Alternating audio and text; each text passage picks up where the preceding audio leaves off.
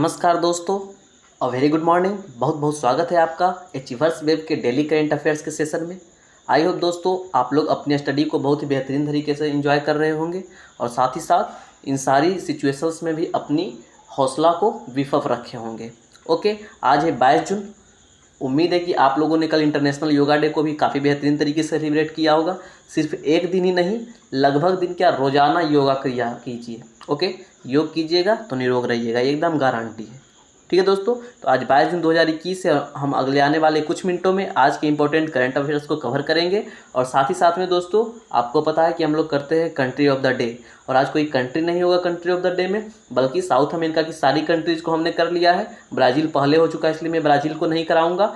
बस एक बार south America की कंट्रीज़ को, क्या साउथ अमेरिका के पूरे भौगोलिक दशा को एक बार लास्ट टाइम देख लीजिए। उसके बाद साउथ अमेरिका को अलविदा कह के हम लोग अफ्रीका में चलेंगे। ठीक है दोस्तों, तो आइए हम लोग शुरू करते हैं वर्ल्ड मैप के साथ, और कंट्री ऑफ द डे क्या आज हो जाएगा कंटिनेंट ऑफ द डे के साथ। ठीक है, तो चलिए साउथ अमेरिका की लास्ट शेयर पर। उसके पहले दोस्तों बस आपसे एक गुजारिश है कि कोई भी हमारे चैनल पर नए हैं तो प्लीज़ चैनल को सब्सक्राइब कर लीजिए और बेल आइकन को भी प्रेस कर लीजिए ताकि आपको सारी वीडियोज़ की नोटिफिकेशन मिल जाए। ठीक है दोस्तों, कुछ ही दिन बाद आपके लिए साइंस स्पेशल सीरीज शुरू की जाएगी इस पर। ओके, इसलिए हमारे साथ बने रहिए और एकदम सारी वीडियोज़ को देखिए ताकि आपका सारा डाउट्स और कोई भी समस्या हो तो क्लियर हो जाए। और यदि आप कोई स्पेशल टॉपिक्स पर वीडियो चाहते हैं तो प्लीज़ नीचे कमेंट कर दीजिए, आपको उस टॉपिक पर वीडियो मिल जाए। ऐसा मेरी इच्छा रहेगी, गुजारिश रहेगी, जल्द से जल्द आपकी मनोकामना पूर्ण हो जाए। ठीक है, अब आइए चलते हैं अपना मैप ऑफ द डे की ओर। देखिए दोस्तों, ये आपको विश्व का मैप आपके सामने दिख रहा है। हम लोगों ने नॉर्थ अमेरिका को कवर कर लिया। अब हम लोग जल्दी से साउथ अमेरिका को देखते हैं कि इसमें क्या क्या बातें आपके लिए बच गई है जो कि ना हो पाया है। ये हमारा साउथ अमेरिका कंटिनेंट है और साइड साइड में सबसे लंबी विश्व की पर्वत श्रृंखला एंडीज है, और इधर बीच में ही एंडीज की सबसे ऊंची चोटी है जिसका नाम है, आप लोगों को पता होगा, एकांकागुआ। ओके, आइए सबसे पहले साउथ अमेरिका के 5 घास के मैदान को जान लेते हैं। ठीक है, जो कि ऊपर से नीचे के क्रम में, मतलब कि उत्तर से दक्षिण के क्रम में रहेगा। नाम ध्यान रखिएगा, बार बार पूछता है। सबसे ऊपर में आपको मिल जाएगा लानोस, ओके, कोलंबिया तरफ, और फिर नीचे में थोड़ा सा नीचे आइएगा तो आपको बीच में सेल्वास मिलेगा ब्राज़ील के मैदान में। ध्यान रखिएगा, लानोस, सेल्वास, फिर इधर ब्राज़ील में ही कंपोस मिलेगा। ओके, फिर ग्रैंड चाओ करके एक मिलेगा बीच में, और लास्ट में एक पंपास मिलेगा। तो 5 है, ध्यान रखिएगा कौन कौन है, लानोस, सेल्वास, कंपोस, ग्रैंड चाओ और पंपास। पंपास का नाम आप लोगों ने सुना ही होगा। ओके, तो ये 5 के घास मैदान जरूर आपसे एग्जाम में पूछे जाते हैं, तो ध्यान रखिएगा कि ये 5 घास के मैदान कहाँ हैं, साउथ अमेरिका कंटिनेंट में है। साथ ही साथ अमेजॉन नदी भी यहीं बहती है जो विश्व की एरिया वाइज सबसे चौड़ी नदी है। ठीक है, ध्यान रखिएगा, ये एंडीज पर्वत से ही निकलती है। ओके, और बाकी मैंने आपको बताया इसमें एक ज्वालामुखी पर्वत के बारे में, एक कोटोपैक्सी के बारे में, और एक Ojos del Salado. Ojos del Salado सबसे ऊंचा, कोटोपैक्सी सेकेंड नंबर पर आता है। लेकिन आपके एग्जाम में एग्जाम की सिचुएशन के हिसाब से, ऑप्शन के हिसाब से आप लोग टिक कीजिएगा। ओके, अब बस इस कंटिनेंट के बारे में ज़्यादा कुछ है नहीं बताने को, बस इसकी हवाओं के बारे में जान लेते हैं। ओके, उसके बाद फिर हम लोग आगे बढ़ेंगे। तो सबसे पहले एक हवा है, यदि नीचे आप लोग चलते हैं अर्जेंटीना की तरफ तो इधर एक ठंडी ठंडी हवा आती है। ठीक है, जिसका नाम है पम्पेरो। ओके, तो आपसे पूछ देता है कि पम्पेरो जो है ये किस तरह की हवा है, तो ठंडी हवा है। ओके, एक और हवा है, बस उसके बारे में आप लोग ध्यान रखिएगा, जिसके बारे में आपके एग्जाम में बराबर पूछा जाता है, और जिसका नाम है जोंडा। ये बीच में बहती है। ठीक है, ये भी ठंडी हवा है, इसको कोल्ड फैन के नाम से जाना जाता है। बस इतनी ही बातें हैं। लास्ट पॉइंट और हम लोग जानेंगे वेनेजुएला और ब्राज़ील में, जैसा कि मैंने आप लोगों को बताया था कि अमेरिका के क्षेत्र में, मध्य अमेरिका में जो स्थानांतरित कृषि होती है उसे मिल्पा कहते हैं। तो उसी तरह से वेनेजुएला में जो स्थानांतरित कृषि होता है उसको कोनुको कहा जाता है। ठीक है, आपके एग्जाम में पूछता है कोनुको। और वही यदि ब्राज़ील की बात कर ले तो यहाँ जो स्थानांतरित कृषि होता है उसे रोका कहा जाता है, और भारत में तो उसे झूम कहा जाता है, आप लोगों को पता ही होगा। तो इतनी सारी बातें थी हमारी साउथ अमेरिका कंटिनेंट के बारे में। एक लास्ट पॉइंट, उसके बाद हमारा साउथ अमेरिका खल्लास एक लौह अयस्क उत्पादक क्षेत्र है। ठीक है, जिसके बारे में आपके एग्जाम में बराबर पूछा जाता है, लॉस वेगास नहीं, मिनास गिरास। ओके, नाम इसका है मिनास गिरास। ये खनिज उत्पादन क्षेत्र है जो कि ब्राज़ील में है, आपके एग्जाम में बराबर पूछा जाता है। और इसी मिनास गिरास के अंतर्गत एक क्षेत्र है जिसका नाम है इटाबीरा। ओके, इटाबीरा आपसे प्रश्न पूछता है कि इटाबीरा का संबंध किस क्षेत्र से है, तो लौह उत्पादन क्षेत्र से है। ओके, बस इतनी सारी बातें थी हमें साउथ अमेरिका के बारे में। हम लोग चलिए डेली करेंट अफेयर्स की ओर मूव करते हैं। हमारा आज का पहला प्रश्न है, the nutmeg's curse parables for a planet in crisis पुस्तक किसके द्वारा लिखा गया है। Who wrote the book the nutmeg's curse parables for a planet in crisis. तो अमिताभ घोष जाने माने लेखक हैं, इनके बारे में तो आप लोग जानते ही होंगे। तो इन्हीं के द्वारा लिखा गया एक पुस्तक जिनका नाम है जिस पुस्तक का नाम है द नटमेग कर्स। ओके, आपके अन्य ऑप्शंस थे सुशील शिंदे, किशोर राव और विजय त्रिपाठी, लेकिन इसका सही उत्तर क्या है? अमिताभ घोष, जो साहित्य अकेडमी पुरस्कार के भी विजेता रह चुके हैं। ओके, तो बस ध्यान रखिएगा। और बाकी अमिताभ घोष की ढेर सारी पुस्तकें आती रहती है जिसके बारे में आपको बताया गया है। चलिए अगले प्रश्न की ओर चलते हैं। अगला प्रश्न हमारा है कि centre for science and environment द्वारा जारी ईज ऑफ लिविंग इंडेक्स 2020 में किस शहर को भारत के सबसे रहने योग्य शहर के रूप में नामित किया गया है? Which city has been named as India's most liveable city in the ease of living index 2020 released by the centre for science and environment. Okay, आपके ऑप्शन है मुंबई, बेंगलुरु, चेन्नई और हैदराबाद। सबसे पहले तो ध्यान रखना, ये जो रैंकिंग है मोस्ट लिवेबिलिटी इन सिटी, ओके, ये कौन जारी करता है? तो centre for science and environment. और किसके अंतर्गत आता है? तो ईज ऑफ लिविंग इंडेक्स 2020 के अंतर्गत ये आया है। ओके, तो दोस्तों इसके हिसाब से बेंगलुरु जो है भारत में सबसे रहने योग्य शहर है, क्योंकि महंगा शहर भी है, खर्चीला शहर है, टेक्नोलॉजी है भारत का। यदि हम लोग टेक्नोलॉजी पार्क उसको कहेंगे तो वो भी बुरा नहीं होगा। ऐसे सिलिकॉन वैली तो बेंगलुरु को कहा ही जाता है भारत का। ठीक है, तो बेंगलुरु को ईज ऑफ लिविंग इंडेक्स 2020 के हिसाब से इंडिया का सबसे रहने योग्य शहर के रूप में नामित किया गया है। ओके, अब अगले प्रश्न की ओर जाते हैं। उसके पहले देख लेते हैं कि टॉप फाइव कौन कौन से रहने योग्य स्थान हैं। तो सबसे पहले बेंगलुरु, उसके बाद चेन्नई, फिर शिमला, फिर भुवनेश्वर और Mumbai. Okay, ease of living index 2020 state of India environment 2021 शीर्षक वाली रिपोर्ट का हिस्सा है। ठीक है, ध्यान रखिएगा इन सारी बातों को। टॉप 5 में कौन कौन है? बेंगलुरु, चेन्नई, शिमला, भुवनेश्वर और मुंबई। चलिए, आप लोगों ने कल योगा जरूर किया होगा योगा डे के अवसर पर। वैसे तो योग रोज़ करना चाहिए, ठीक है, ये तो मैं पहले भी आपको बताया हूँ। चलिए, उससे रिलेटेड एक प्रश्न है, देखते हैं उसको कि प्रधानमंत्री नरेंद्र मोदी ने योग के अंतर्राष्ट्रीय दिवस के अवसर पर कौन सा ऐप लॉन्च किया है?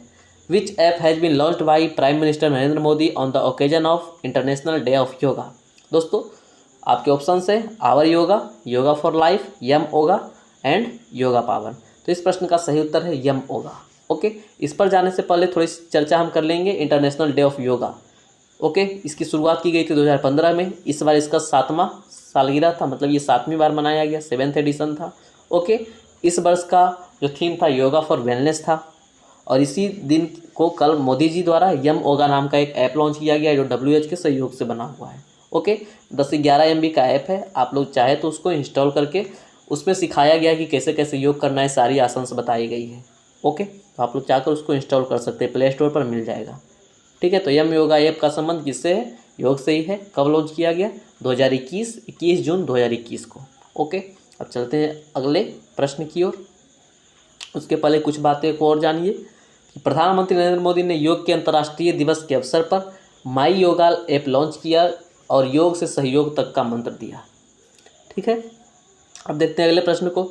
ये प्रश्न भी काफ़ी इंपॉर्टेंट है कि निम्नलिखित में से किसने देश के विभिन्न हिस्सों में 5 दिव्यांग खेल केंद्रों की स्थापना की घोषणा की है? Which of the following has announced the establishment of 5 दिव्यांग sports centres in different parts of the country? इस प्रश्न का ऑप्शंस आपके सामने है। रमेश पोखरियाल निशंक, किरण रिजिजू, अमित शाह और थावरचंद गहलोत। और इस प्रश्न का सही उत्तर होगा दोस्तों ऑप्शन डी, थावरचंद गहलोत। वर्तमान में थावरचंद गहलोत कौन है दोस्तों? सामाजिक न्याय एवं अधिकारिता मंत्री हैं। ठीक है, ध्यान रखिएगा। तो इन्हीं के द्वारा पूरे भारत भर में 5 दिव्यांग खेल केंद्रों की स्थापना की घोषणा की गई है। ठीक है, चलिए इसके बारे में कुछ और बातें जानिए जो आपके सामने साफ साफ लिखा हुआ है कि केंद्रीय सामाजिक न्याय और अधिकारिता मंत्री, मैंने भी आपको बताया थावरचंद गहलोत जी के बारे में। इन्होंने दिव्यांगजनों के हित और पैरा ओलंपिक में उनके अच्छे प्रदर्शन की दिशा में काम करने के लिए देश भर में दिव्यांग खेल केंद्र स्थापित करने की घोषणा की है। अभी 5 हुआ है, धीरे धीरे और आगे बहुत सारा किया जाएगा। ठीक है, पहला केंद्र इसका कहाँ खुला जाएगा दोस्तों? अहमदाबाद में। ध्यान रखिएगा, पहला मोस्ट इंपॉर्टेंट है, बाकी अन्य तो खुलेंगे ही, लेकिन मोस्ट इंपॉर्टेंट पहला है। ओके, चलिए एक प्रश्न की ओर चलते हैं कि sustainable development solutions network SDSN इसका शॉर्ट फॉर्म हो गया, इसके द्वारा जारी सतत विकास रिपोर्ट 2021 के 6ठे संस्करण के अनुसार भारत को 165 देशों में से कितने स्थान पर रखा गया है? देखिए, जो सस्टेनेबल डेवलपमेंट सॉल्यूशंस नेटवर्क है ये सब प्राइवेट कंपनी होती है, लेकिन चूंकि रिपोर्ट निकालते रहती है तो इसलिए आपको ध्यान रखना होता है। ओके, तो इसने सस्टेनेबल डेवलपमेंट रिपोर्ट 2021 के हिसाब से भारत को 120 में रैंक पर रखा है। कितने देशों में? 165 देशों में। लेकिन जो सस्टेनेबल डेवलपमेंट गोल्स है वो जो मेन है वो यूनाइटेड नेशंस वाला मेन है। ठीक है दोस्तों, चलिए देखते हैं इसमें कुछ और बातों को कि भारत का जो स्थान है 165 देशों में 120वें स्थान पर रखा गया है 60 के स्कोर के साथ। ओके, इस सूचकांक में फिनलैंड जो है सबसे ऊपर है और उसके बाद सेकेंड पर स्वीडन और थर्ड पर डेनमार्क है। ठीक है, भारत का स्थान 120 है आउट ऑफ 165। ओके दोस्तों, अब मूव करते हैं अगले प्रश्न की ओर। निम्नलिखित में से किसने 2021 का फ्रेंच ग्रांड प्रिक्स जीता है? Who among the following has won the 2021 French grand prix? दोस्तों ये प्रश्न आपके लिए बहुत ज़्यादा इंपॉर्टेंट है। क्यों? क्योंकि इसके पहले ही साल जितने भी ग्रैंड प्रिक्स हुए लगभग आप लोगों ने देखा होगा लुइस हैमिल्टन को जीतते हुए, लेकिन इसमें मैक्स वेरस्टेपन जीते हैं। ओके, और मोस्टली टाइम फ्रेंच ओपन यही जीतते हैं। ठीक है, लुइस हैमिल्टन दूसरे स्थान पर रहे, इसमें भी वो दूसरे स्थान पर पहुंचे हैं। तो लुइस हैमिल्टन दुर्भाग्यवश नहीं जीत पाए। तो ध्यान रखना ये प्रश्न आपने ज़रूर पूछेगा, क्योंकि लगभग में लुइस हैमिल्टन जीते हैं, इसलिए कंफ्यूज करने के लिए ये आपसे पूछ सकता है। ठीक है, ध्यान रखिएगा, काफ़ी इंपॉर्टेंट प्रश्न है। ओके, चलिए अगले प्रश्न की ओर चलते हैं कि भारत और किस देश ने स्ट्रेटजिक क्लीन एनर्जी पार्टनरशिप के तहत एक हाइड्रोजन टास्क फोर्स शुरू किया है जो भारत के ऊर्जा सुरक्षा प्रयासों को बढ़ावा देगा? India and which country have launched a hydrogen task force under the strategic clean energy partnership that will boost India's energy security efforts? तो दोस्तों आपके ऑप्शन है फ्रांस, इजराइल, यूएसए और जापान। इस प्रश्न का सही उत्तर है यूएसए। यूएसए और भारत के बीच एक पार्टनरशिप हुआ है जिसका नाम है SCEP। शॉर्ट में इसको SCEP बोलते हैं, इसलिए इसका शॉर्ट फॉर्म भी आपके लिए इंपॉर्टेंट हो सकता है, ध्यान रखिएगा। इसका फुल फॉर्म क्या है? Strategic clean energy partnership.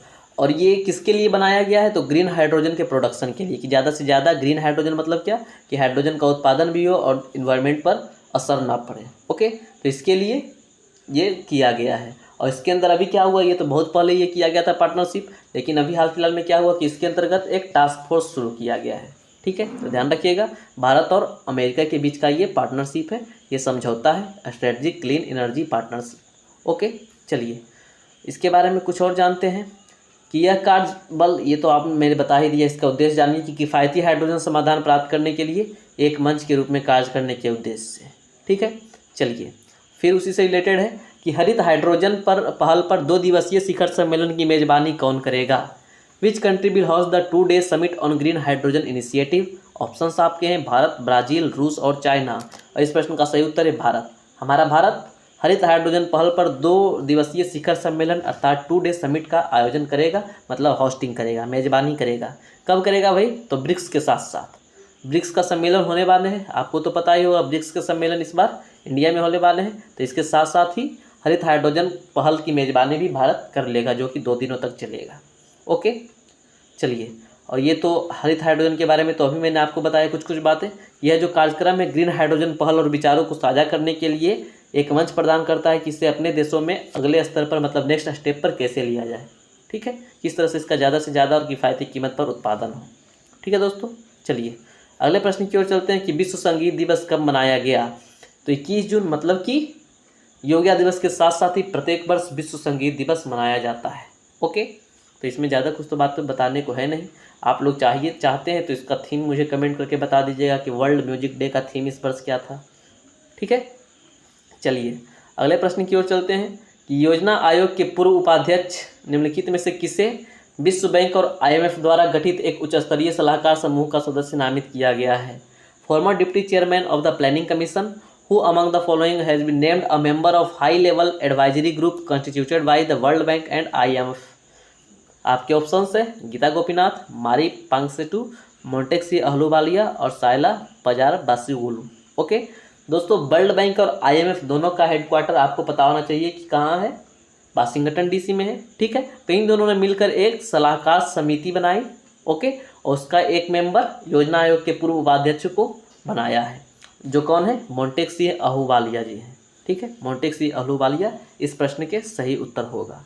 Okay, तो ध्यान रखिएगा, चूँकि दो वर्ल्ड बैंक और IMF ने मिलकर इन्हें बनाया है, तो काफ़ी इंपॉर्टेंट ये व्यक्ति भी होंगे और ये जो सलाहकार समूह है ये भी काफ़ी इंपॉर्टेंट होगा।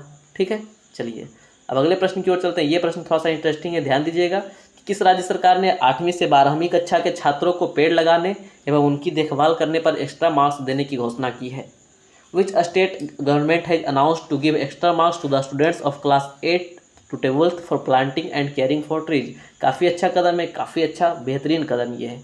तो हरियाणा सरकार के द्वारा ये कदम लिया गया है कि यदि आप 8वीं से 12वीं कक्षा के बीच के छात्र हैं और आप एक पेड़ को लगाते हैं, उसकी देखभाल करते हैं, तो आपको, यदि अन्य लोगों को 60 नंबर मिल रहे हैं तो आपको एग्जाम्पल 80 नंबर मिलेंगे, मतलब कि एक्स्ट्रा मार्क्स मिलेगा। ओके, तो लोगों को एक्स्ट्रा मार्क्स के चलते करना ही पड़ेगा, और यदि नहीं करते तो उन्हें एक्स्ट्रा मार्क्स नहीं मिल पाएंगे। काफ़ी अच्छा कदम है। चलिए अगले प्रश्न को देखते हैं कि वरिष्ठ नौकरशाह विष्णुपाद सेठी द्वारा लिखित कविताओं की पुस्तक beyond here and other poems का विमोचन किसने किया?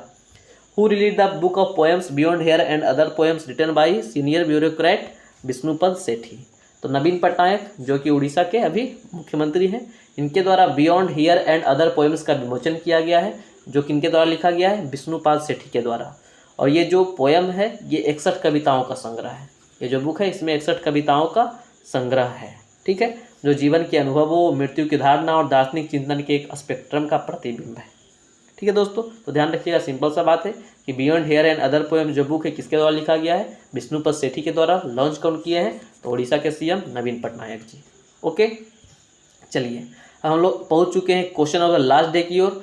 इस प्रश्न आपसे कल पूछा गया था, इस प्रश्न का उत्तर, और आप में से बहुत सारे लोगों ने इसका जवाब दिया। इसी तरह से आप लोग जवाब देते रहिए। प्रश्न है कि विश्व शरणार्थी दिवस कब मनाया जाता है?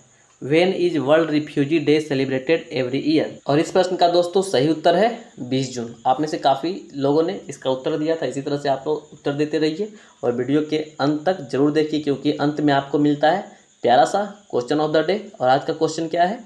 संयुक्त राष्ट्र भूमि संरक्षण पुरस्कार 2021 से किसे सम्मानित किया गया है? Who has been honoured with the United Nations land conservation prize 2021? आपके ऑप्शंस हैं प्रभाकर पाचपुते, सुनील शर्मा, दिनेश त्रिपाठी और श्याम सुंदर ज्ञानी। तो जल्दी से शुरू हो जाइए अपने उत्तर के साथ, और अंदर जितने भी प्रश्न पूछे गए उन सारे प्रश्नों का भी उत्तर देना ना भूलिएगा। ओके दोस्तों, अंत तक बने रहने के लिए आपका बहुत बहुत धन्यवाद। इसी तरह से आप अपना प्यार दुलार हमें देते रहिए। ओके, और हमसे जितनी भी इंपॉर्टेंट थिंग्स हो सके आपके अपने हिसाब से उसे ग्रहण कर लीजिए। ठीक है दोस्तों, तो अपना ख्याल रखिएगा। वैक्सीन अवश्य लीजिएगा, क्योंकि अब तो वैक्सीन फ्री भी हो चुकी है। वैसे भी वैक्सीन फ्री ही मिल रही थी, लेकिन अब सेंट्रल गवर्नमेंट की ओर से भी फ्री हो चुकी है। ठीक है दोस्तों, और कल आप लोगों को पता ही होगा कि भारत रिकॉर्ड बनाया है, पहली बार इतनी वैक्सीन दी गई है एक दिन में किसी भी देश में पूरे विश्व में। ओके, तो इसी तरह से आगे बढ़ते रहे हमारा भारत, यही दिल से कामना है। आप भी आगे बढ़ते रहिए। मिलता हूँ अगले दिन अगले वीडियो में। अपना ख्याल रखिएगा। It's Shivam signing off. जय हिंद।